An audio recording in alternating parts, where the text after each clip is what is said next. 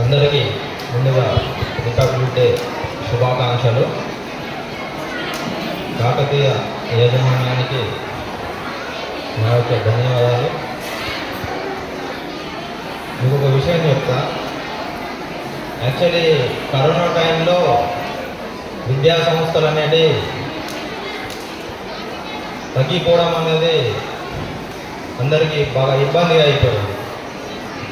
అలాంటి గడ్డు కాలాన్ని కూడా తట్టుకొని ఈరోజు ఇంతమంది స్ట్రెంత్ తోటి కాకతీయ యాజమాన్యం ముందుకు సాగుతుంది. దానికి నా యొక్క శుభాకాంక్షలు సార్.